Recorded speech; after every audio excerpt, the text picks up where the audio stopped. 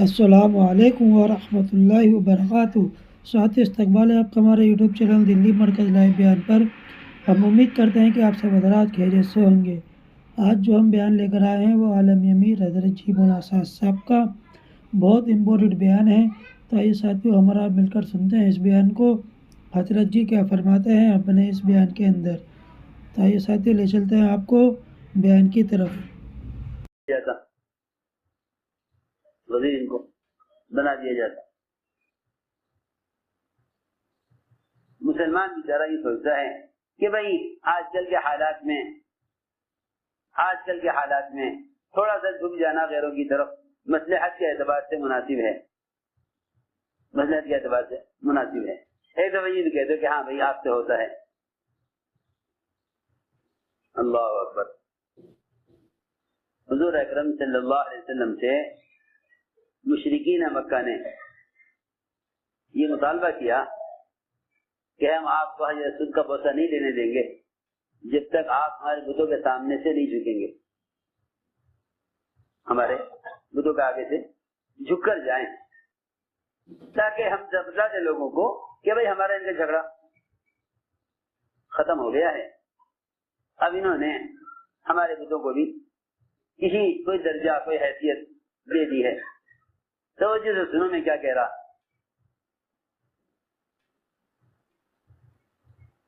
یہ مطالبہ کیا مشرکین مکہ نے کہ ہم آپ کو حجر اسود کا بوسہ نہیں لینے دیں گے جب تک آپ ہمارے بتوں کے آگے سے جھک کر نہیں جائیں گے، آپ کو ہم بوسہ نہیں لینے دیں گے۔ مقصد یہ تھا کہ ایک مرتبہ اگر محمد صلی اللہ علیہ وسلم سارے کافروں کے سامنے ایک مرتبہ بتوں کے سامنے کو جھک جائیں گے تو ہم لوگ دیکھیں گے بھائی ہمارے کے درمیان اختلاف ختم ہو۔ یہ ہمارے بتوں کا انکار کرتے تھے، اب یہ ہمارے بتوں کا احترام کرنے لگے ہیں۔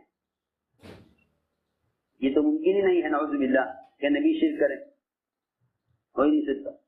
لیکن آپ کو ہلکا سا خیال اس بات کا آیا کہ اگر بغیر دل کے ارادے کے ان کے بتوں کی طرف ذرا سا اشارہ کر دیا جائے، وہ بھی مصلحت کے طور پر، صرف دکھانے کے لیے،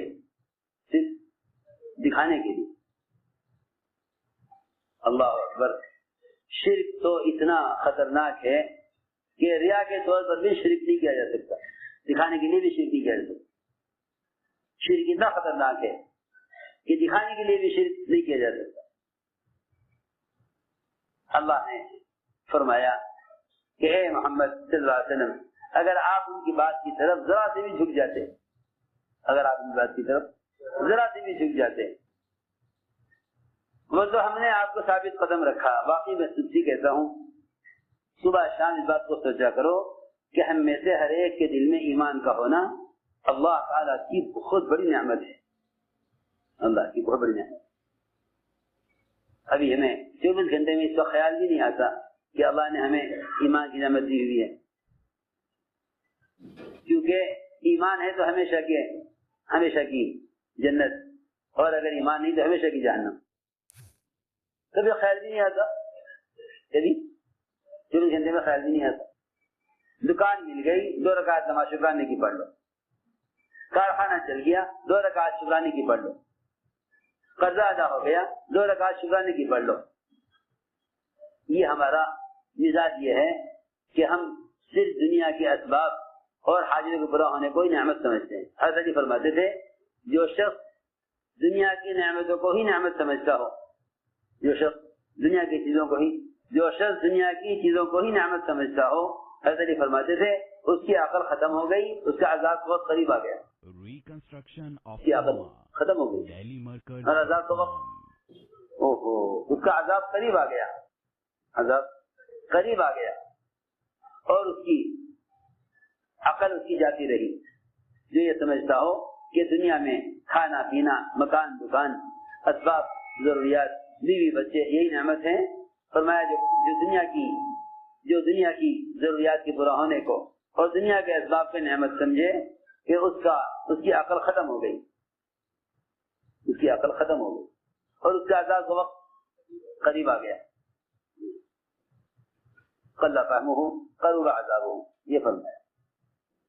قل عقل سے جاتی رہی، عذاب کا وقت قریب آ گیا، یہ سمجھتا ہو کہ کائنات کی اسباب اور نعمتیں یہی سے نعمت ہیں، حالانکہ سب سے بڑی نعمت اسلام ہے، سب سے بڑی نعمت اسلام ہے، اور سب سے بڑی مصیبت کفر ہے، یہ کفر پر ہمیشہ کا عذاب ہے۔ کافر جہنم میں ہمیشہ اس لیے رہے گا، کہ اس کا دنیا میں اس کا ارادہ کفر پر رہنے کا ہے، حالانکہ دنیا کی زندگی آخرت کے مقابلے میں کچھ بھی نہیں ہے۔ لیکن اگر تھوڑی زندگی میں بھی کفر کا ارادہ ہے تو اس تھوڑی زندگی پر ہمیشہ کے عذاب کا فیصلہ ہوگا۔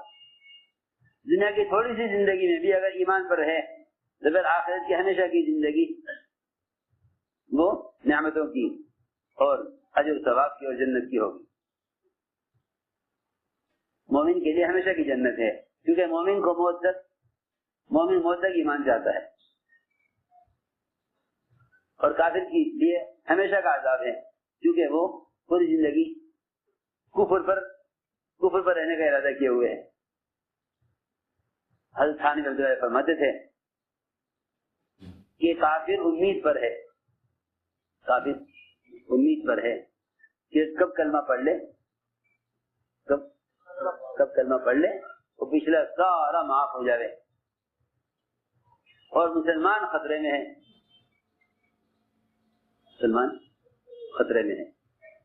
تو کافر امید پر ہے، ہاں کافر امید پر ہے کہ کب اس کی زبان پر کلمہ آ جائے، کب وہ اپنے دل سے ایمان لے آوے اور اس کی اللہ تعالیٰ پچھلی ساری معاف کر دے، اور کب خدا نہ کرے اللہ نہ کرے مومن کا پاؤں پھسل جائے۔ اس لیے اللہ کا سب سے بڑا فضل دنیا میں وہ ایمان ہے، اور سب سے بڑا فضل آخرت میں جنت ہے، اور سب سے بڑا مصیبت دنیا میں کفر ہے، اور سب سے بڑی مصیبت آخرت میں جہنم ہے۔ یاد رکھو، دنیا میں ایمان اللہ کے فضل کا مظہر ہے، اور آخرت میں جنت اللہ کے فضل کا مظہر ہے، اور دنیا میں کفر اللہ کے استغنا کا مظہر ہے، اور آخرت میں جہنم یہ اللہ کے استغنا کا مظہر ہے، وہ مستغنی ہے، اسے کسی کی پرواہ نہیں۔ میں نے عرض کیا کہ انبیاء علیہ السلام ایک چیز کو خود چاہتے ہوئے اگر اپنے ارادے سے کریں تو اللہ تعالیٰ دکھلا دیتے ہیں کہ اللہ کی چاہت کے بغیر کچھ نہیں ہوتا۔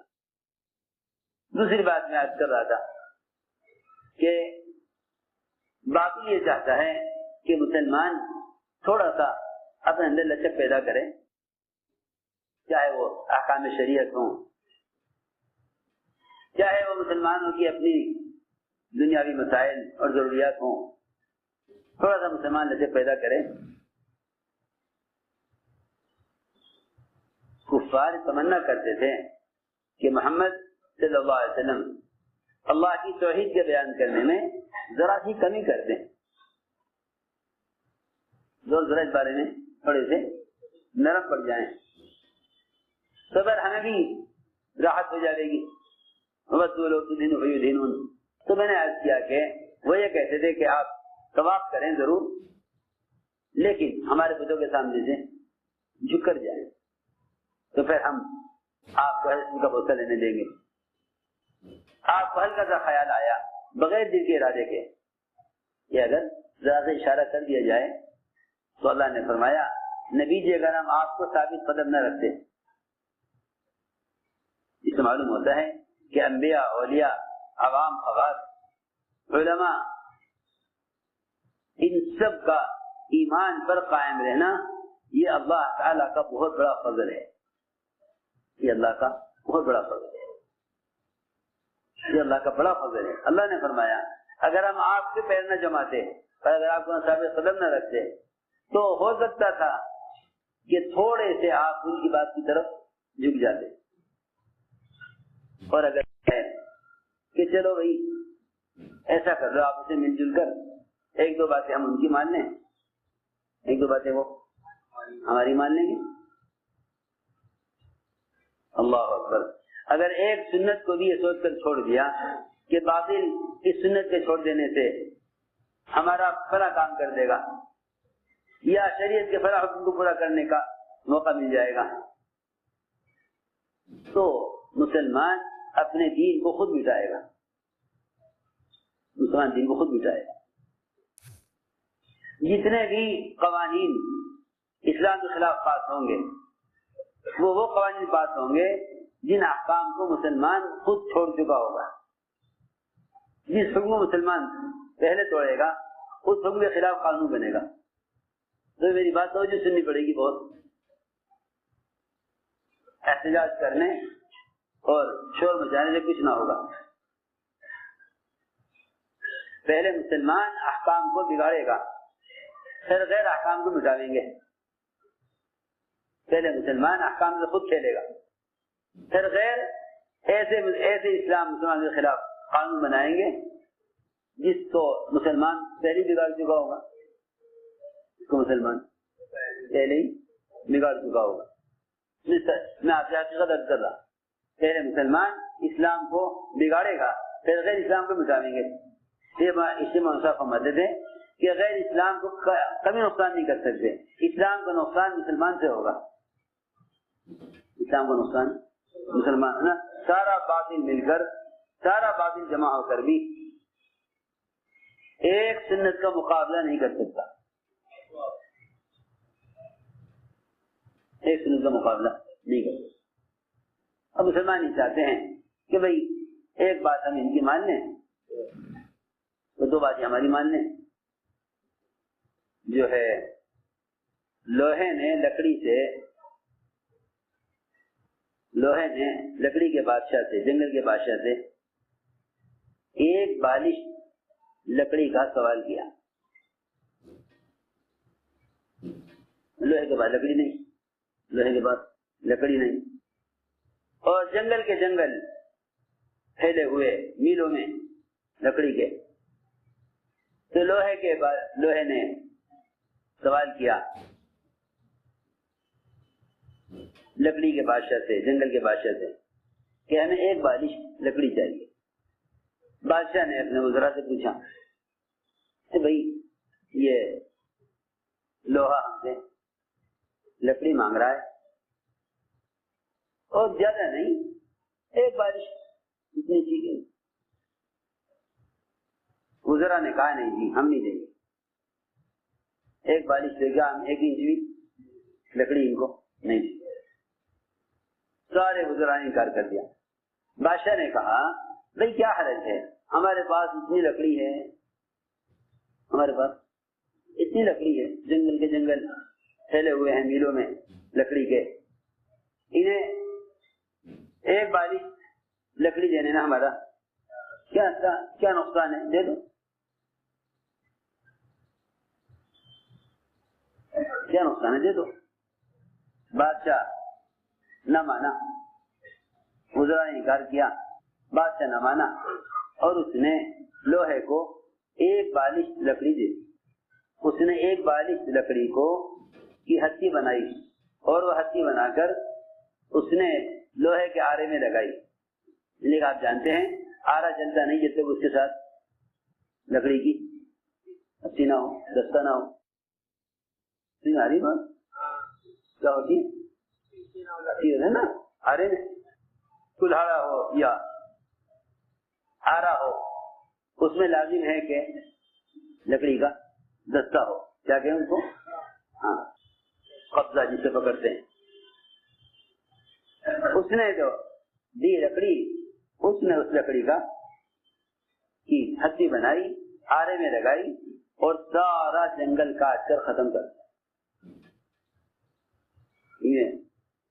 اس مثال کو غور کرو، مثال کو غور کرو کہ اگر تم دین کا ذرا سا بھی حصہ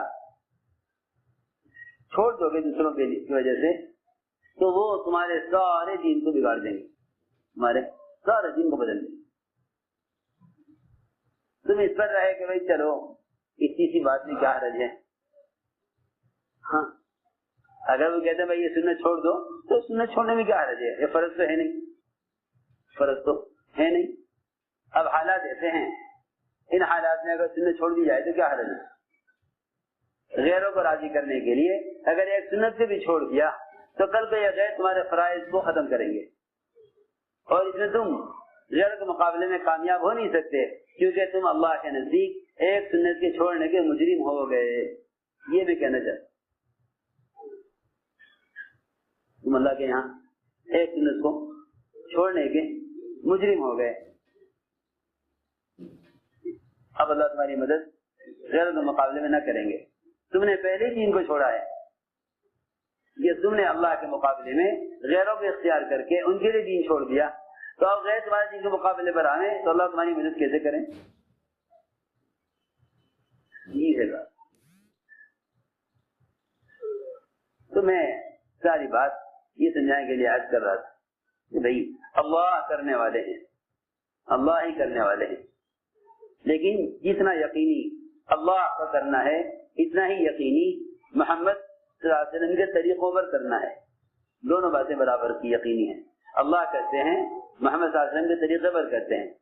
ان دونوں باتوں کو جمع کر کے کلمہ مکمل ہوتا ہے، ورنہ صرف کہنا اللہ کرنے والے ہیں ناقص ہے جب تک یہ نہ کہا جائے کہ اللہ کے کرنے کے حساب سے محمد صلی اللہ علیہ وسلم کے طریقے ہیں. تب بات پوری ہوگی، لا الہ الا اللہ محمد رسول اللہ، تب بات پوری ہوگی، تب بات پوری ہوگی. جب یوں بھی کہو ساتھ میں اللہ کرنے والے ہیں مگر کرنے کے حساب سے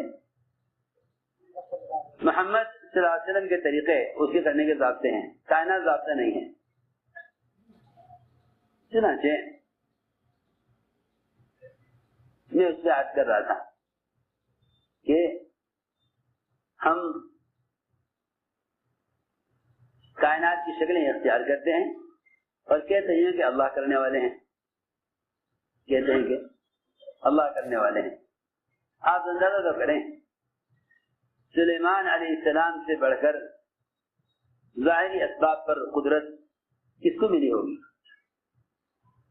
جنات کیا، شیاطین کیا، پرندے کیا، ہوا کیا، سب سے قوی چیز ہوا، سب سے قوی چیز ہوا. جب ساری قوت کی چیزوں کا مقابلہ ہوا تو آخر میں آ کر ہوا سب پر غالب آئی، ہوا سب پر غالب آئی، ہوا سب پر غالب آئی. وہ ہوا بھی ان کے لیے مسخر کر دی گئی. جدھر چاہیں گے ہوا ادھر چلے گی، جدھر چاہیں گے ہوا ادھر چلے گی. جن چیزوں پر کسی بھی انسان کی اختیار نہیں، جن چیزوں پر کسی بھی انسان کی اختیار نہیں، اللہ نے سلیمان علیہ السلام کو ان چیزوں پر اختیار دیا. اتنے سارے اختیارات کے ساتھ خیال یہ ہوا کہ جب اللہ کی دی ہوئی قوت، اللہ کی دی ہوئی اختیارات ہیں تو کیوں نہ ہم اس قوت کو اللہ کے دین کے تقاضے کے لیے استعمال کریں؟ کیوں نہ اس قوت اللہ کے دین کے لیے استعمال کریں؟ چنانچہ یہ ارادہ کیا کہ اپنی اولاد میں سے 100 مجاہد اللہ کی دین کی محنت کے لیے تیار کرنے ہیں.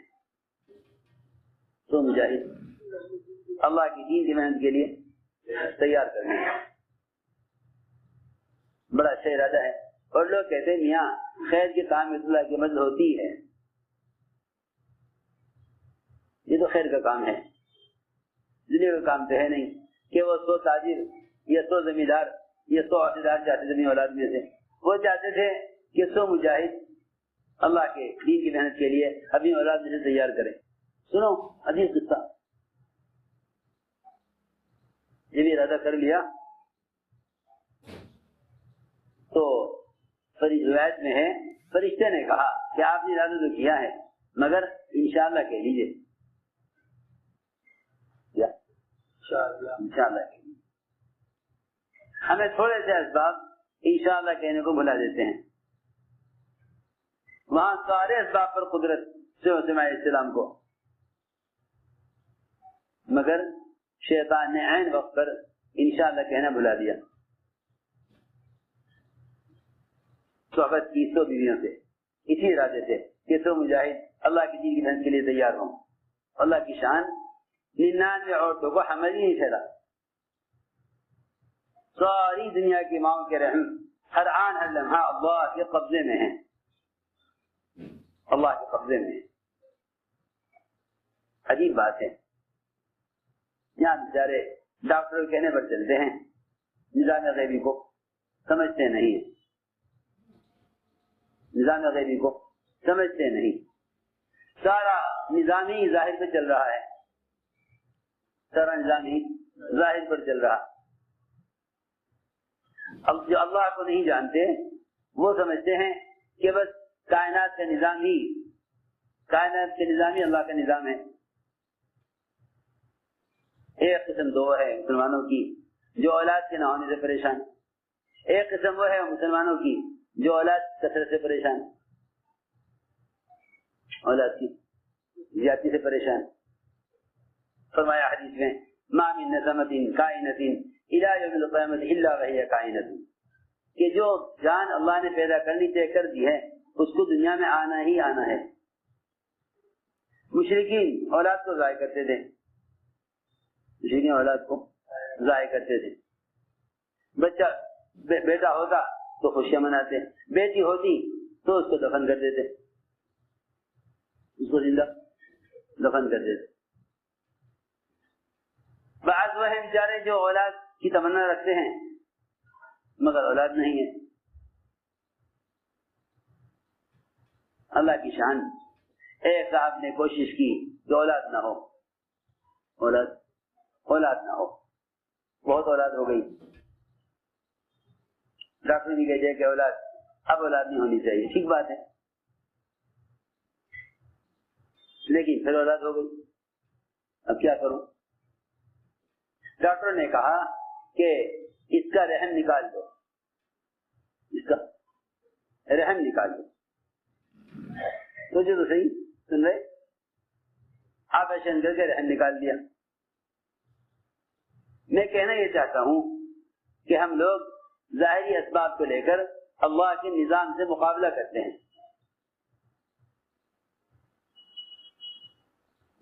یوں نہیں سمجھتے ہر آن ہر لمحہ ہر سبب پر اللہ کا قبضہ ہے.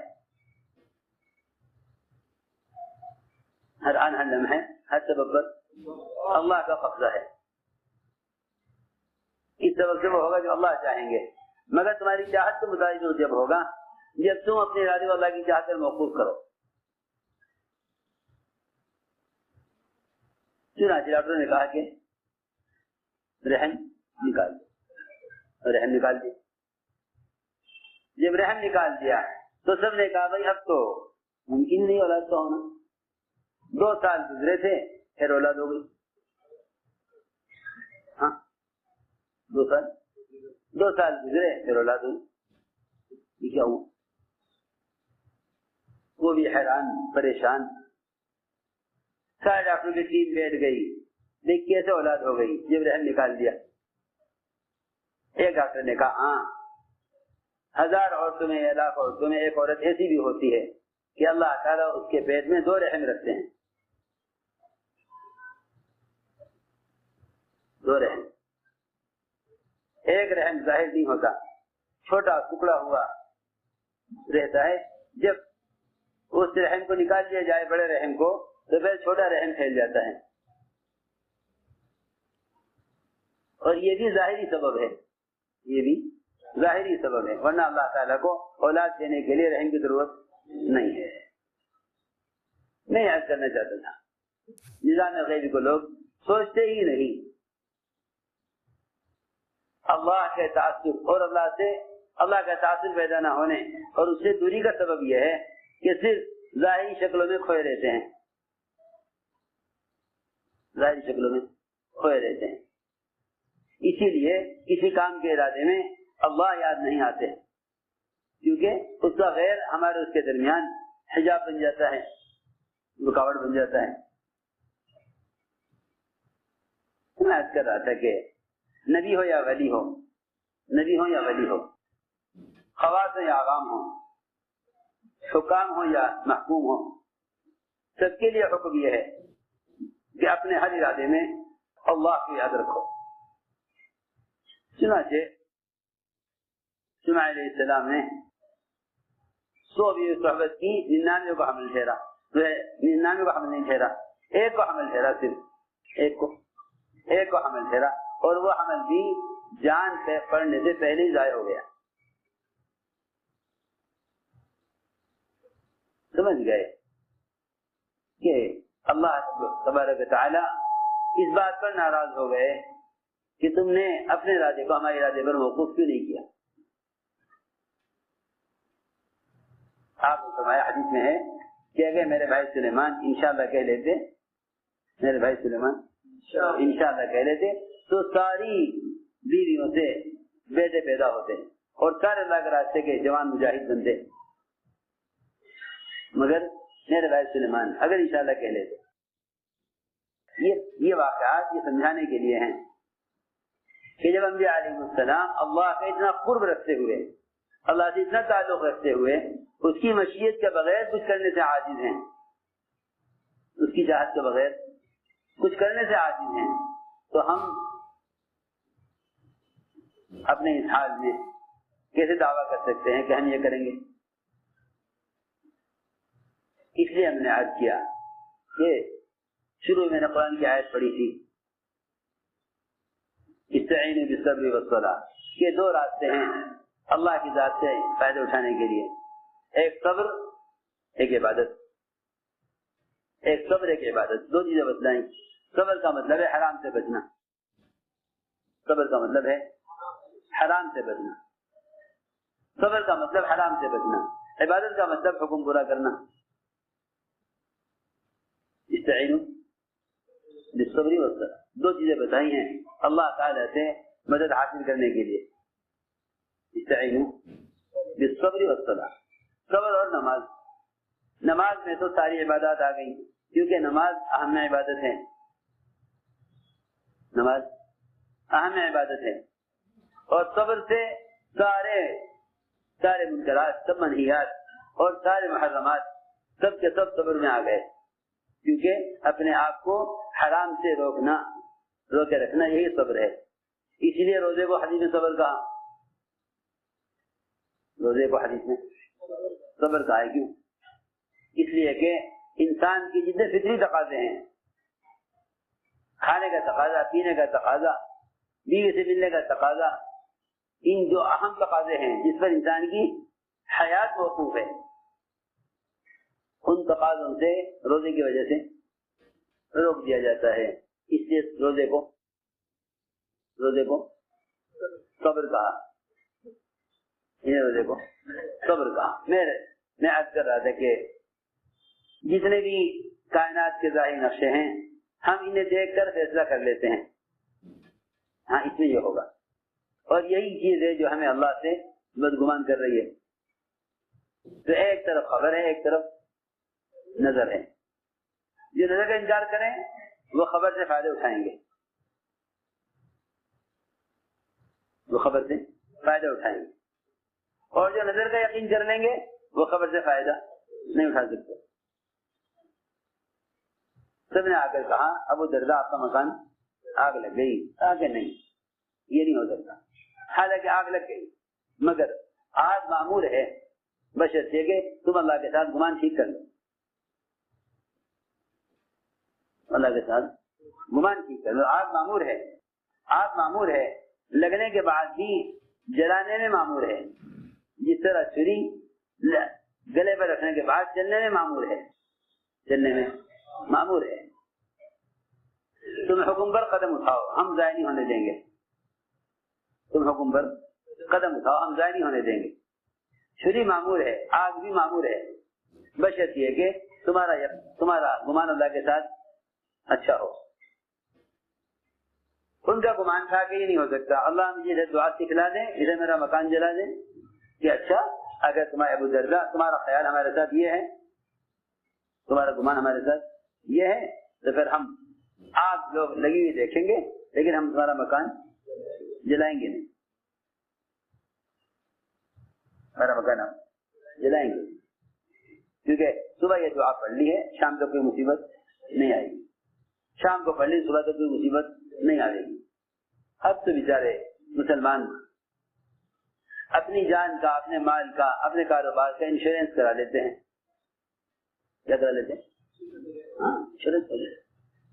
مجھے تو صحیح وہ فقراء بیچارے جن کو اللہ نے کچھ نہیں دیا، جن کو اللہ نے کچھ نہیں دیا، سمجھتے تھے جتنے بھی حکام ہیں اگر ان کو انعام کی طرح محتاج اور فقیر نہیں یقین کرو گے اس وقت تک اللہ کی قدرت سمجھ میں نہ آئے گی.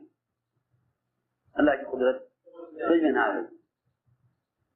ان حکام کے پاس اول تو کچھ نہیں، آخر کے اعتبار سے سب کے سب فقیر ہیں. ایک عمل بھی ایسا نہیں. اگر مسلمانوں کو راحت پہنچانے کا عمل بھی کر لیں اغیار، اگر مسلمانوں کو راحت پہنچانے کا عمل بھی کر لیں اغیار، تو قیامت میں اللہ ان کے عذاب کو کم نہیں کریں گے کہ بھائی انہوں نے مسلمانوں کی مدد کی ہے لہذا جہنم کا عذاب کم کر دیا جائے ان سے. ایسا نہیں ہے. ہاں اللہ تعالیٰ غیروں کو ان کے مسلمانوں کے کام آنے کا بدلہ دنیا میں دے دیں گے. ہماری بات سمجھ رہے نہیں سمجھ رہے؟ اللہ تعالیٰ غیروں کو ان کے مسلمانوں کے کام آنے کا بدلہ دنیا میں دے دیں گے. اگر کوئی غیر مسلمان کے کام آتا ہے تو اللہ اس کا بدلہ اس کو دنیا میں دے گا، آخرت میں نہیں. آخرت کے بدلے کے لیے تو ایمان شرط ہے. آخرت بدلے کے لیے ایمان شرط ہے. آخرت بدلے کے لیے ایمان شرط ہے کہ ایمان کے بغیر آخرت کا بدلہ نہیں ملے گا. تو ہم نے عرض کیا کہ اللہ کے ساتھ گمان ٹھیک کر لو، اللہ کے ساتھ گمان ٹھیک کر لو، اور جیسا ایمان ہوگا ویسا گمان ہوگا، جیسا ایمان ہوگا ویسا گمان ہوگا. کہ اللہ کے ساتھ گمان ٹھیک کر لو. ساری محنت اسی کی ہے، ساری محنت اسی کی ہے کہ اللہ کے ساتھ گمان ٹھیک ہو جائے. تو پھر جب گمان ٹھیک ہو جائے گا تو پھر یہ اللہ کے سامنے عمل پیش کرے گا، اللہ کے سامنے عمل پیش کرے. یہ میں عرض کرنا چاہتا ہوں شروع سے کہ اللہ سے فائدہ اٹھانے کا سبب، اللہ سے فائدہ اٹھانے کے ذرائع اسباب نہیں ہیں. اللہ سے فائدہ اٹھانے کے ذرائع اعمال ہیں. جنہیں یقین سے اوپر ہوگا وہ تو اللہ کو سبب پیش کریں گے، اللہ کو سبب پیش کریں گے. جن کا یقین سے اوپر ہوگا اللہ کو سبب پیش کریں گے. آپ دیکھ لیں تاجر دکان اللہ کے سامنے رکھ کر کہتا ہے اے اللہ دکان کے ذریعے نفع دے دے. دو دکانیں تھی، ایک رہ گئی. جب ایک رہ جائے گی تو اس کی دعا میں اور اضطراب ہوگا، اس کی دعا میں اور بے چینی ہوگی، اس کی دعا میں اور بے چینی ہوگی. اے اللہ دو دکانیں تھیں ایک رہ گئی، تیسرا کامیاب کر دیں. اے اللہ یہ دوا ہے اس کے ذریعے شفا دے دیں. کسی عجیب بات ہے. اللہ اکبر. اللہ شکلوں کے محتاج نہیں اور یہ بھی دعا میں اللہ سے شکل کے ذریعے لینا چاہتا ہے. تم قدرت کو شکلوں سے پاک یقین کرو، قدرت کو شکلوں سے پاک یقین کرو اور شکلوں سے قدرت کو جو ہے شکلوں پر موقوف نہ کرو. تب تمہاری دعا ایمان پر آئے گی. اور اگر تم نے اللہ تعالیٰ کے سامنے شکلیں پیش کی، اگر تم نے اللہ کے سامنے شکل پیش کی تو تم نے قدرت کو شکل کا پابند کر دیا. قدرت کو، ہماری بات سمجھ رہے نہیں سمجھ رہے؟ تم نے قدرت کو شکل کا پابند کر دیا. تاجر کے پاس تجارت کی شکل، زمیندار کے پاس زمینداری کی شکل، بیمار کے پاس دوا کی شکل، حکام کے پاس حکومت کی شکل، ساری شکلیں ہیں. ان ساری شکلوں کا پابند کرتے ہو اللہ کی قدرت کو، پھر دعا مانگتے ہو. یہ کیا بات ہے؟ دعا مانگنا تو یہ ہے کہ آدمی شکلوں سے بیزار ہو کر اور شکلوں سے یقین رخ پھیر کر پھر اللہ سے کہے. اگر اللہ سے دعا میں شکل کے ذریعے دعا مانگ رہا ہے تو اس نے اللہ کی قدرت کو شکل کا پابند کر دیا. اللہ تعالیٰ کتنے ناراض ہوں گے، اللہ کتنے ناراض ہوں گے کہ میری قدرت کو شکل کا پابند کر کے کہہ رہا اے اللہ اس سبب میں تو یہ کر دے، اے اللہ اس سبب میں تو یہ کر دے۔ آپ دیکھو گے اللہ جی دعاؤں میں کوئی بھی اپنی دعا میں اللہ کے سامنے اپنا عمل پیش نہیں کرتا، جسے بھی دیکھو گے وہ دعا میں دو چیزیں پیش کرتے ہیں اللہ کے سامنے، دعا میں اللہ کے سامنے دو چیزیں پیش کرتے ہیں، ایک اپنی حاجت اور ایک اس حاجت سے متعلق سبب۔ یہی ہے بات ہے نا، یہ بات سمجھ آ رہی؟ کیا چیز پیش کرتے ہیں اللہ کے سامنے؟ ایک حاجت اور ایک حاجت سے متعلق سبب۔ اے اللہ تو اس سبب سے یہ کر دے، اے اللہ اس سبب سے یہ کر دے، یوں نہیں کہتے اللہ تو اس عمل پر یہ کر دے۔ انبیاء نے بھی اللہ سے مدد کے لیے فرشتوں کو نہیں مانگا، فرشتوں کو طلب نہیں کیا، بلکہ مومن کی دعا پر فرشتے خود بے چین ہوتے ہیں مدد کے لیے آنے کے واسطے۔ مومن کی دعا پر فرشتے خود بے چین ہوتے ہیں۔ کتنے واقعات ہیں جس میں فرشتے خود اللہ سے کہتے ہیں اے اللہ ہمیں فلاں کی مدد کے لیے بھیج دے، ہمیں فلاں کی مدد کے لیے بھیج۔ ادریس علیہ السلام نے سورج کی تپش کو دیکھ کر یہ کہا کہ اے اللہ جو فرشتہ سورج کو چلاتا ہوگا اسے کتنی گرمی لگتی ہوگی، جب ہمیں اتنی گرمی لگ رہی یہاں، ہمیں یہاں گرمی لگ رہی، تو جو فرشتہ سورج پر مامور ہے، سورج چلاتا ہے، اسے کتنی گرمی لگتی ہوگی۔ اللہ نے گرمی کم کر دی سورج کی فوراً، کیسے ہی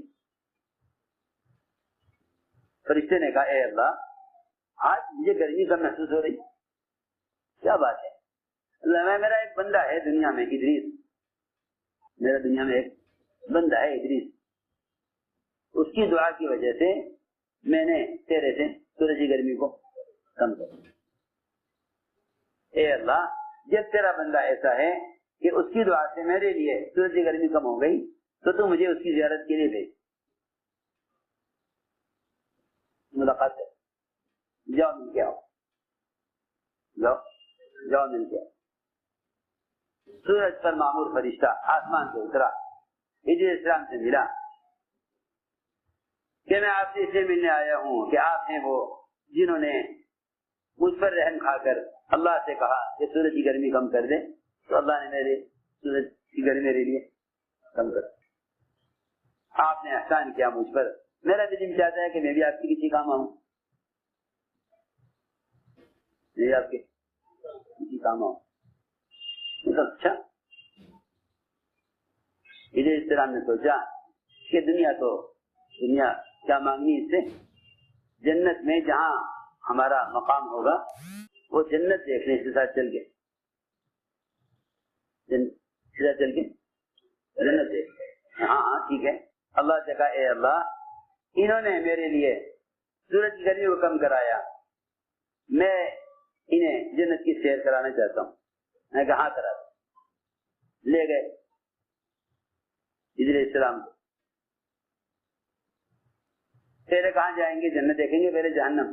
کہ نہیں پہلے جہنم دیکھ لیں، پہلے جہنم دیکھ لیں، جہنم کی سیر کرائی، اچھا یہ عذاب ہے، پہلے جہنم دیکھی، وہاں سے فارغ ہو کر دیکھ کر پھر جنت میں گئے، جنت دیکھی ساری، میری کون سی جنت ہے یہ والی، کہ چلو میں جنت دکھلاؤ کہ چلو دیکھو، فرشتہ وہاں بھی لے گئے، وہاں جا کے جنت میں ادریس السلام بھیج گئے۔ جب وقت واپسی کا فرشتے نے کہا چلو جی، یعنی کہاں چلو؟ جو جنت میں داخل ہو جائے گا نکالا تھوڑی جائے گا واپس، ہاں جو جنت میں داخل ہو جائے گا وہاں سے نکالا نہیں جائے گا، کہاں چلو؟ کہ نہیں آپ کو معلوم نہیں، پہلے موت آئے گی پھر جنت میں داخلہ ہوگا۔ صاحب نے کہا نہیں تمہیں خبر نہیں، اللہ نے تو فرمایا کہ جنت میں موت آئے گی نہیں، اب موت کا کیا مسئلہ ہے، اب تو ہم مریں گے نہیں، جنت میں موت نہیں آئے گی۔ کہا نہیں دیکھیے آپ کو معلوم نہیں، اللہ تعالیٰ نے فیصلہ کر دیا کہ پہلے وہ تمہیں پلسرات سے گزارے گا، جہنم سے گزرے بغیر جنت میں کوئی آئے گا نہیں. اس لیے پہلے جہنم میں گیا تھا، وہاں تو ہوئے ہم، وہاں تو ہوئے. اب کیا کرنا وہاں جا کے؟ اسی سے پہلے وہاں گیا تھا تاکہ وہاں سے گزر کر یہاں آ جائیں. ادھر السلام اڑ گئے کہ نا، میں تو اب نہیں جاتا دنیا میں، آگے جنت میں. اللہ نے فرمایا وَرَفَعْنَاهُ مَكَانًا عَلِيًّا کہ ہم نے ادریس کو بڑے اونچے درجے پر رکھا. جی پہنچ گئی جنت میں. میں تو یہ کہہ رہا تھا ہائے ہائے کہ تم اللہ تعالی سے براہ راست حاجت کو مانگو، ورنہ ملائکہ جو اترتے تھے ایمان والوں کی مدد کے لیے وہ خود اللہ سے کہتے تھے کہ اللہ ہمیں فلاں کی مدد کے لیے بھیج. آپ جانتے نہیں قلی کا قصہ سنتے نہیں بار بار؟ کیوں بھائی اس کا قصہ قلی کا؟ جب ڈاکو سے قتل کرنے لگا تو فرشتہ خنجر لے کر ڈاکو کے قتل کے لیے، بھائی تم کون، کہاں سے؟ کہ میں تو فلاں آسمان کا فرشتہ ہوں، میں نے اللہ سے کہا تیرا فلاں بندہ بے چین ہو کر تجھے پکار رہا ہے، مجھے اس کو مدد کے لیے بھیج دے. میں تو غلام ہوں اس شخص کا جو اللہ کو بے چین ہو کر پکارے. میں عرض کر رہا تھا اللہ کے سامنے عمل پیش کرو، سبب نہیں. 3 آدمی غار میں پھنسے، 3 آدمی غار میں پھنسے. اللہ کیوں پھنساتے ہیں؟ اسے تھوڑی پھنساتے ہیں کہ میں نے تمہارے نکلنے کے لیے اسباب بنائے ہیں، پھنستے رہو اور اسباب اختیار کر کر نکلتے رہو، پھنستے رہو اور اسباب کے ذریعے نکلتے رہو. یہ تھوڑی ہے بات یہ ہے کہ ہم پھنساتے اس لیے ہیں تاکہ ہم یہ دیکھیں کہ تم اس تنگی سے، اس پریشانی سے نکلنے کے لیے کیا راستے اختیار کرتے اور اللہ سے اس پریشانی سے نکلنے کے لیے اللہ کے سامنے کیا پیش کرتے ہو. آسان بات. تینوں غار میں داخل ہوئے، چٹان سر کی، راستہ بند ہو گیا، راستہ بند نہیں کرتے. کیا کریں؟ تینوں سر جوڑ کر بیٹھے. کہہ سکتے تھے اللہ کسی فرشتے کسی دیو کے ذریعے چٹان ہٹا دے، کوئی پانی کا بہاؤ لیا چٹان طرف جاوے، سب اسباب ہیں. یہ بھی کہنا سبب ہے کہ اللہ فرشتے کے ذریعے ہٹا دے، یہ بھی سبب ہے. اللہ کا ہر غیر سبب ہے، اللہ کا ہر غیر سبب ہے، اسباب سے نہیں ہوتا. اللہ کا ہر غیر سبب ہے، اسباب سے نہیں ہوتا. جو کچھ ہوتا ہے اللہ کے امر سے ہوتا ہے، عمل پر ہوتا ہے. جو کچھ ہوتا ہے اللہ کے امر سے ہوتا ہے اور عمل پر ہوتا ہے. یہ ہے بات. عمل کی قوت ظاہری جب ہوتی ہے، جب سبب کے بغیر اللہ کر کے دکھنا ہے. حضرت فرماتے تھے جب تمہارے مسائل دعاؤں سے حل ہونے لگیں تو سمجھ لینا کہ اب حرام سے بچ کر رہو، کیونکہ اللہ دعا قبول اس لیے نہیں کر لیتے کہ تم مستجاب الدعوات بن گئے. ایک دعا قبول ہو جاتی ہے، لوگ سمجھتے ہیں کہ میں دعا والا بن گیا. ایسا نہیں ہے. اللہ تعالیٰ ایک دعا قبول کر کے دعا کا راستہ دکھلاتے ہیں، دعا کا راستہ دکھلاتے ہیں. ہمیں تمہیں دعا کا راستہ دکھلا دیا، اب حرام سے بچو. اب میں کیا بتاؤں تمہیں، اللہ دعا قبول کرتے ہیں اتمام حجت کے لیے. اللہ دعا قبول کرتے ہیں اتمام حجت کے لیے. اللہ دعا قبول کر لیتے ہیں اتمام حجت کے لیے، تاکہ کل کو بندہ یہ نہ کہے کہ تو نے مجھے دعا کے راستے سے ہونے کا راستہ، تو نے مجھے دعا کے ذریعے ہونے کا راستہ دکھلایا نہیں. تو یہاں رہی بات. دیکھو میری بات توجہ سننی پڑتی ہے بہت. اللہ دعا سے مسئلے اسے حل کر دیتے ہیں تاکہ اللہ رب العزت اللہ تعالیٰ دکھلا دیں، اللہ دکھلا دے بندے کو کہ یہ دعا کا راستہ ہے. اگر اب سے حرام کے راستے میں گیا تو پھر اللہ تعالیٰ بتلا دیں گے کہ میں تجھے دعا کا راستہ دکھلا چکا تھا. ایک حاجت کے پورا ہونے پر آدمی دعا سے حاجت کے پورا ہونے پر یہ نہ سمجھے کہ میں دعا والا بن گیا، بلکہ اللہ تعالیٰ نے تجھے کامیابی کا راستہ دکھلایا ہے، اب ناکامی کے راستے پر مت جانا. ایسا سمجھتے تھے اگر معمولی کام کے لیے بھی دعا قبول ہو جائے تو اس دعا پر حرام کام فوراً چھوڑ دینا، تو حرام کام فوراً چھوڑ دینا. یہ نہ ہو کہ تو سمجھے دعا سے مسئلہ حل ہو جاتا ہے، تبصری کاروبار بھی کیا حرج ہے. کیونکہ اللہ تعالی جب اپنی ذات سے کسی کو کامیابی کا راستہ دکھلا دیتے ہیں اور پھر آدمی کامیابی کے راستے پر نہیں آتا تو پھر اللہ عذاب جلدی لاتے ہیں، پھر عذاب جلدی لاتے ہیں. جنہیں راستہ دعاؤں کا دکھلا دیتے ہیں پھر وہ راستے پر نہیں آتے، تو اللہ تعالی ناکام اور کامیاب صرف راستے پر لانے کے لیے کرتے ہیں. کہیں احکام کے توڑنے پر نقصان دکھلا دیں گے اور کہیں کامیابی دکھلائیں گے، تاکہ یہ شوق میں اور خوف میں راستے کی طرف آ جائے. یہ سی بات. تو میں نے عرض کیا کہ ان تینوں نے اللہ کے سامنے عمل پیش کیا، تینوں نے اللہ کے سامنے عمل پیش کیا. اے اللہ، میرے والدین بوڑھے تھے، میرا معمول تھا کہ ان سے پہلے بچوں کو دودھ نہیں پلاتا تھا، میں جنگل سے دیر سے آیا، والدین سو چکے، ساری رات دودھ کے پیالے لے کر ان کی سامنے کھڑا رہا. اے اللہ، یہ عمل میں نے تیرے رضا کے لیے کیا ہے تو ہمیں نکال دے. روایت میں ہے شیطان سرگی عمل کی قوت سے، اللہ کے امر سے ہونا اصل ہے. اللہ تعالیٰ فرشتوں کا استعمال تو انسانوں کے امتحان کے لیے کرتے ہیں، ورنہ اللہ تعالیٰ کو کسی کام کو کرنے میں ملائکہ کی ضرورت نہیں ہے. وہ تو اللہ تعالیٰ فرشتوں کو استعمال اس لیے کرتے ہیں کہ بندہ میری ذات سے ہونا کہتا ہے یا فرشتے سے ہونا کہتا ہے.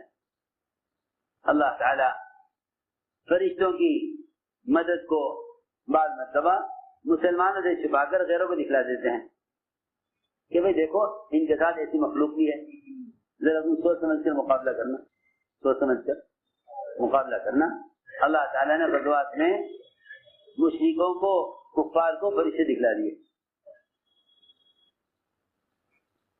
تاکہ ان کے دل میں اس بات کا رعب پیدا ہو جائے کہ مسلمان صرف ہماری طرح انسان نہیں ہے، بلکہ مسلمانوں کے ساتھ اللہ تعالیٰ کی مدد غیبی ہے. اس لیے بعض مواقع ایسے ہیں جہاں کفار کو تو فرشتے نظر آئے لیکن مسلمان کو نظر نہیں آئے. دیکھو حضرت عباس کو جب قید کیا گیا، حضرت عباس بڑے لمبے چوڑے بھاری بھرکم ڈیل ڈول کے آدمی تھے، ہاں، اور چھوٹے پستہ قد کے صحابی بہت کمزور. انہوں نے باندھا ان کو رسی سے باندھا. حضرت عباس پستہ قد کا آدمی، چھوٹے قد کے کمزور، انہوں نے باندھا. تو کہنے لگے حضرت رسول اللہ، عباس کو میں نے باندھا ہے. حضرت عباس نے کہا نہیں، میں تم سے قد میں لمبا، طاقت میں زیادہ، تم مجھے کہاں سے باندھ لیتے؟ تمہارے ساتھ ایک اور تھا باندھنے والا، اس نے باندھا ہے مجھے. وہ کہتے نہیں کوئی بھی نہیں تھا، میں نے اکیلے باندھا ہے، کوئی بھی نہیں تھا میرے ساتھ. تو صحابی کو تو فرشتہ نظر نہیں آیا اور کافر کو نظر آ گئی، حضرت عباس کو نظر آ گئی، اور اس کو تو اسلام نہیں لائے تھے.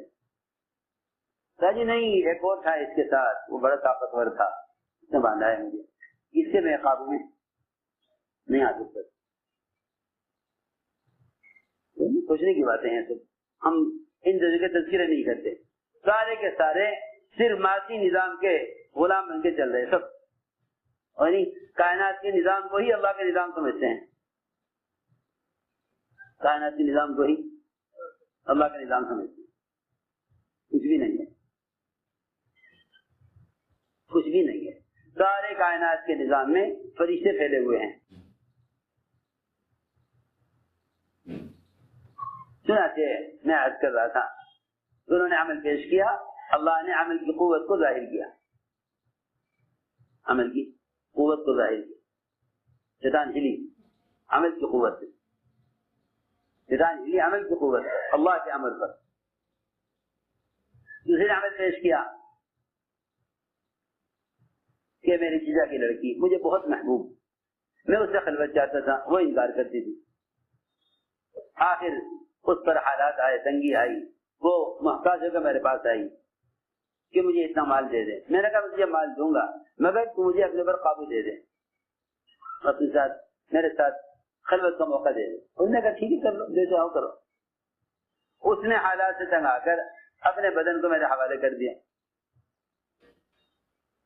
بدن کو. اے اللہ، میں اس کی ٹانگوں کے درمیان بیٹھ گیا برے ارادے سے، مگر محض تیرا خیال آیا کہ تو نے اسے حرام کہا ہے. میں تیرے خوف سے میں نے یہ کام نہیں کیا، مگر احسان یہ کیا کہ حرام کام تو کیا نہیں اس کے ساتھ، لیکن اسے مال دے دیا. انہوں نے کہا مال کیوں دے رہے جب تمہاری شرط پوری نہیں ہوئی؟ یہ مال مجھے کیوں دے رہے جب تمہاری شرط پوری نہیں ہوئی؟ اس نے کہا نہیں، یہ مال تو دے جا، میں یہ کام نہیں کروں گا، میں یہ کام نہیں. اے اللہ، میں نے اس لڑکی پر احسان تیری رضا کے لیے کیا اور اس سے گناہ کا کام تیرے عذاب کے ڈر سے نہیں کیا، تو ہمیں نکال. اتنا کہتے ہی چٹان ہل گئی، کہتے ہی چٹان ہلی. تیسرے نے عمل پیش کیا، اللہ کی شان اس واقعے میں ذکر کا، تلاوت کا، عبادت کا، حج اور زکات کا، نماز اور روزوں کا کوئی ذکر نہیں. صرف 3 عمل، صرف 3، ایک معاملات کی لائن کا، ایک معاشرے کی لائن کا، ایک اخلاق کی لائن کا. یہی ہے نا؟ ہمیں اتنے حج کیے، اتنے عمرے کیے، اتنی تلاوت کی، کوئی ذکر نہیں. یہ بتانے کے لیے کہ تم یہ نہ سمجھنا کہ صرف حقوق اللہ کے ذریعے حقوق اللہ کو ادا کر کے تم مسائل سے بچ جاؤ گے. جو آدمی مخلوق کا حق مارے گا وہ اللہ کا حق ادا کر کے مسائل سے بچ نہیں سکتا، پریشانی سے نکل نہیں سکتا. یہ نہیں کہ حالات تو آمیں سودی کاروبار کرنے سے اور نماز کے ذریعے چاہے کہ حالات ختم ہو جائیں، ایسا نہیں ہوگا. بیماری آئیں گی اللہ کے احکام توڑنے کی وجہ سے، یہ چاہے گا نماز سے شفا مل جائے، ایسا نہیں ہوگا. جس لائن کا حکم توڑا ہے اس لائن کا حکم پورا کر دو. یہ نہیں حکم توڑا معاملات میں اور حالات کا علاج کر رہے عبادات میں. جی بھائی بولو تو صحیح، حالات کا علاج کریں عبادات سے، ایسا تو نہیں ہوگا. وہ تو جیسی بیماری ہوتی ہے نا بدن میں اس کے اعتبار سے دوا ہوتی ہے. کیوں بھائی؟ جو دوا لگانے کی اسے کھا نہیں سکتے، جو دوا لگانے کی اسے کھا نہیں سکتے. ہاں یہ سوچنے کی بات ہے. مسلمان زیادہ پریشان اس لیے ہے کہ ایک لائن کا حکم توڑتا ہے، پھر حالات آتے ہیں، جو حالات آتے ہیں تو دوسری لائن سے حالات کا مقابلہ کرتا ہے. جو حالات معاملات کی خرابی سے آتے ہیں ان کا علاج عبادات سے کرنا چاہتا ہے، اور پھر یہ کہتا ہے نماز سے مسئلہ حل نہیں ہو رہا، کہ یہ مسئلہ نماز سے متعلق ہی نہیں ہے. یہ مسئلہ میری بات توجہ سننی پڑے گی بہت. یہ مسئلہ نماز سے متعلق ہی نہیں ہے، یہ مسئلہ تو تمہارا معاملات سے متعلق ہے. حکم توڑا کس نے؟ معاملات میں، پھر حالات آئے تو ان حالات میں اس کا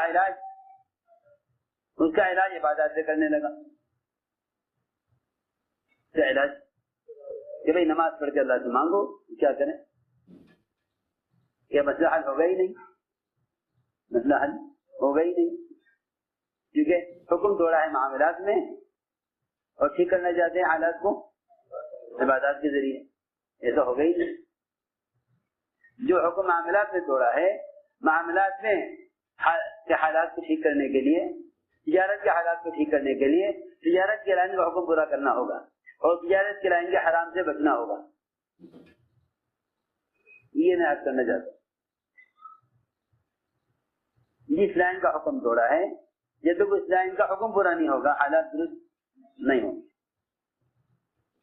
چنانچہ تیسرے نے عمل پیش کیا، میں رہا ایک مزدور نے کام کیا، پھر وہ اپنی مزدوری اور اپنی اجرت چھوڑ کر چلا گیا. میں نے اس کے مال سے مال تیار کیا. ایک ہفتے کے بعد آیا,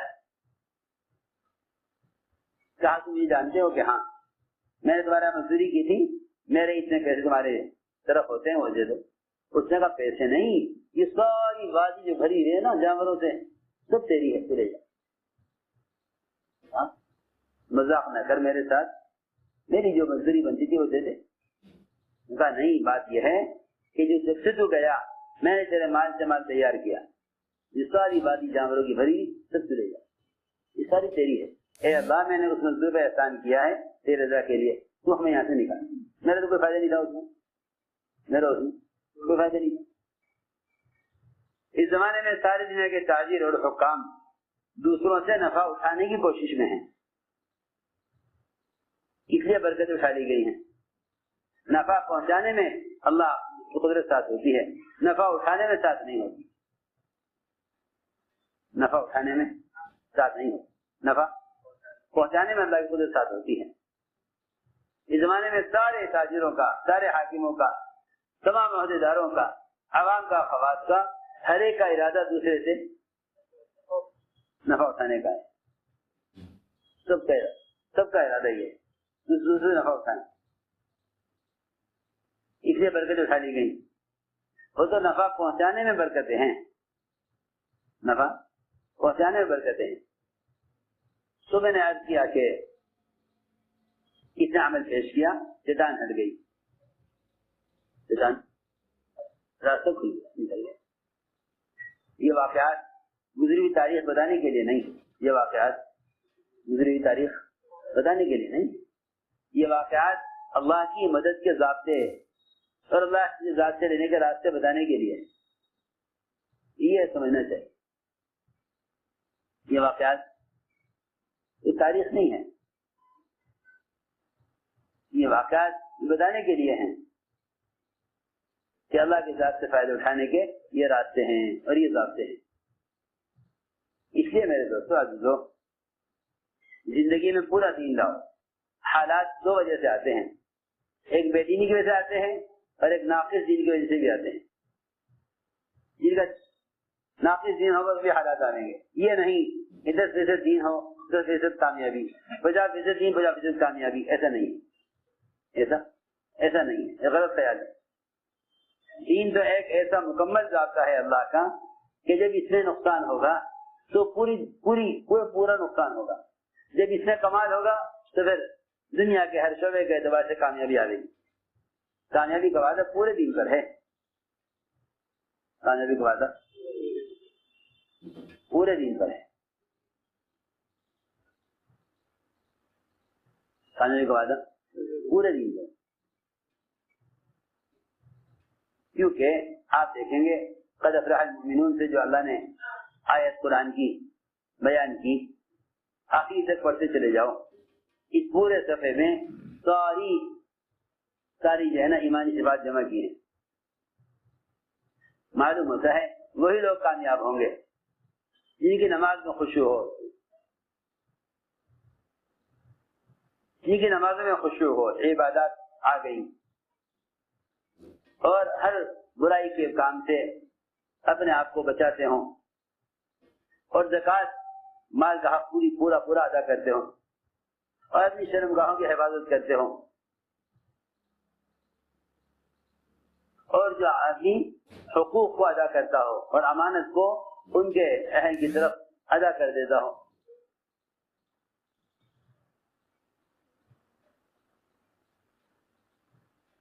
اور نمازوں کی پابندی کرنے والے ہوں. یہ سارا بیان کیا. اس سے پہلے کہا ایسے ایمان والے کامیاب ہیں, ایسے ایمان والے یقین کامیاب ہیں. قد افلح, ایسے ایمان والے یقین کامیاب ہیں. تو یہ خیال غلط خیال ہے زمانے کے لوگوں کا کہ بھئی جتنا فیصد دین ہوگا 20% کامیابی ہوگی. دین میں فیصد نہیں چلتا, دین میں فیصد نہیں چلتا. دین تو ایک مکمل ضابطہ ہے. اس میں جس حکم کے اعتبار سے بھی یعنی دین ناقص ہوگا, حالات آئیں گے. اس لیے دوستو عزیزوں پورے دین کی دعوت پر آؤ اور پورے دین کے عمل پر آؤ. اللہ نے اس نقل و حرکت میں یقین اور ماحول کی تبدیلی رکھی ہے. یقین اور ماحول کی تبدیلی رکھی ہے. یقین اور ماحول کی تبدیلی رکھی ہے کیونکہ اللہ تعالیٰ نے ہدایت کا وعدہ ہمیں راستے کے جوہد پر کیا ہے. راستے کے جوہد پر کیا ہے. انسان کی فطرت ہے جس چیز پر محنت کرے گا اس سے کامیابی کی امید بڑھے گی, اسی سے کامیابی کی. اور یہ بات بھی ہے جس چیز پر محنت کرے گا اس کے نقصان کو برداشت نہیں کرے گا. محنت سے دکان بنائی, دکان کا بند ہونا برداشت نہ کرے گا. محنت سے گھر بنایا, گھر کا پر کسی کا دعویٰ برداشت نہ کرے گا.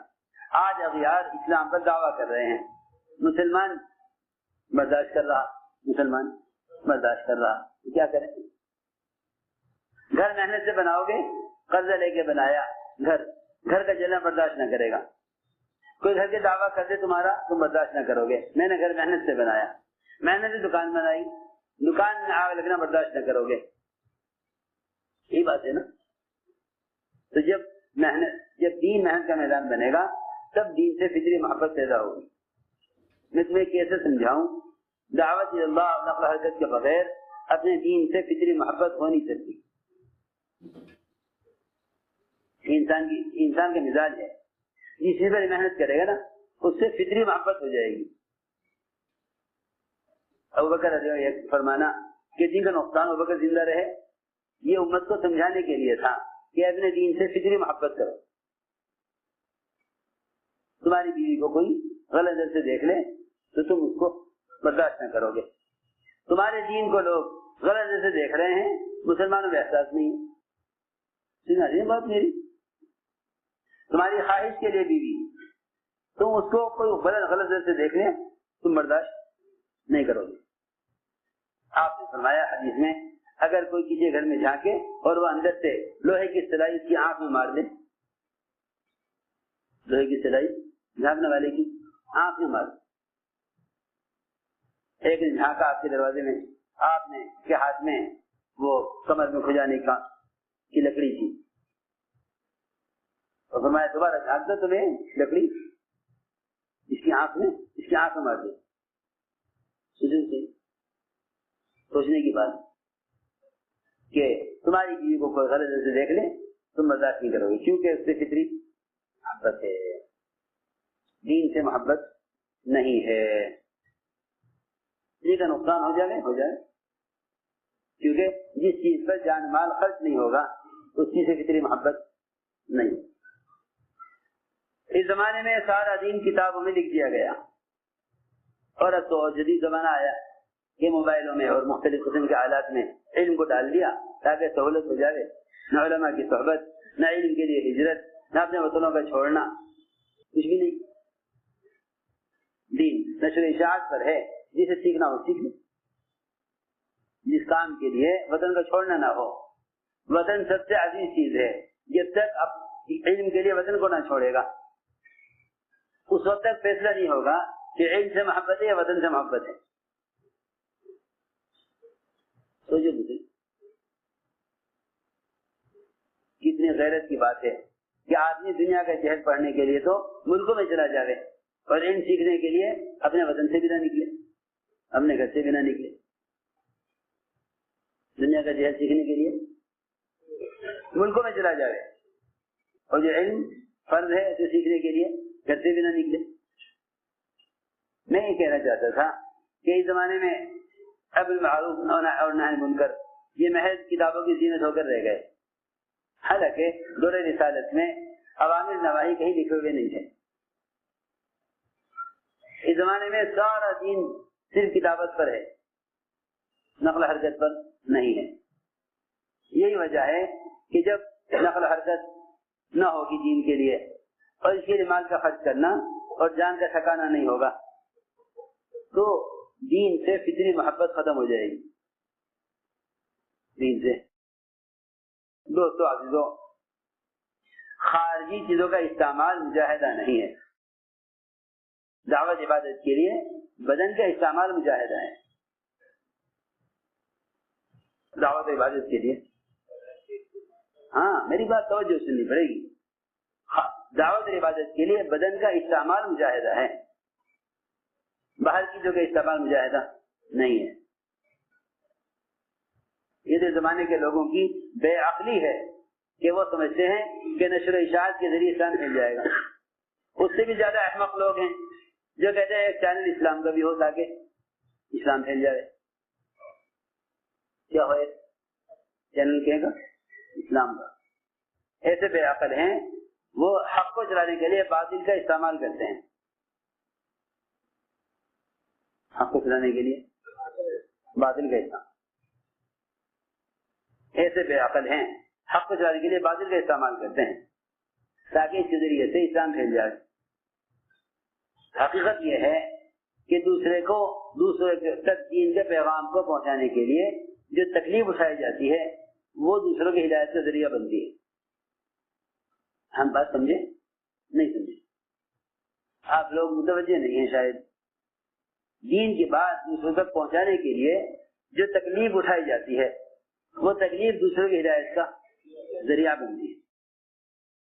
اس لیے دین کی لائن کی تکلیف صرف خود جا کر دعوت دینے میں ہے، پیغام پہنچانے میں نبوت کی لائن کی اذیت نہیں ہے. پیغام بھیجنے میں نبوت کی لائن کی اذیت نہیں ہے. خود پیغام لے کر جانے میں نبوت کی لائن کی اذیت ہے. خود جا کر دعوت دینے میں نبوت کی لائن کی اذیت ہے کیونکہ سنت یہی ہے. اور باقی لکھ کر پیغام بھیج دینا یہ دعوت کی سنت نہیں ہے. دعوت کی سنت تو خود جا کر دعوت دینا ہے.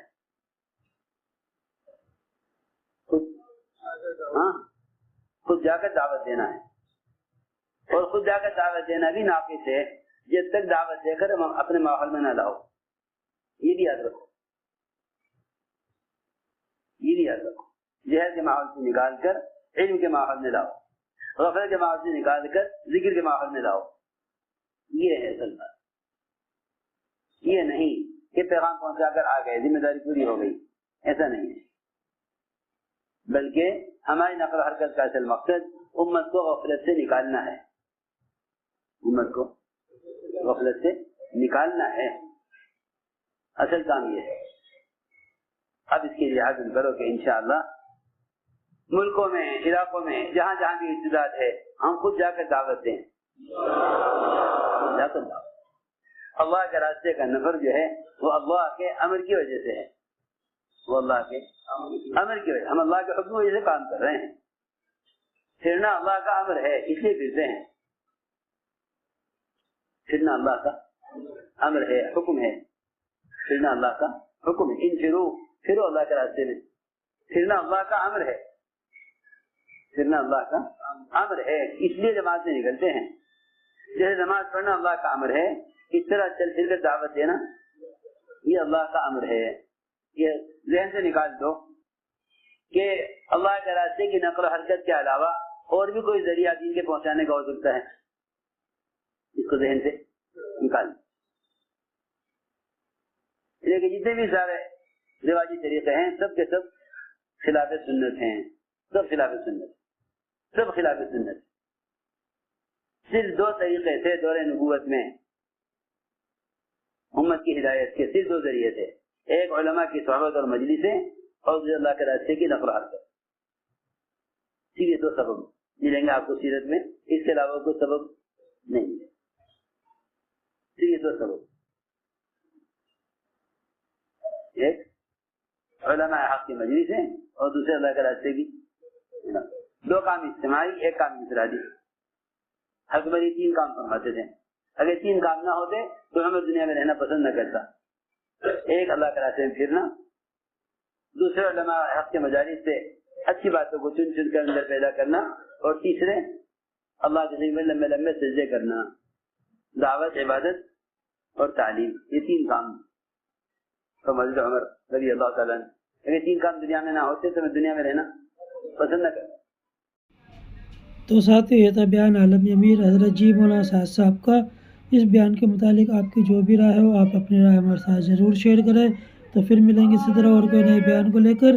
جب تک آپ حضرات اپنی دعاؤں میں ہمیں یاد رکھنا. السلام علیکم ورحمۃ اللہ وبرکاتہ.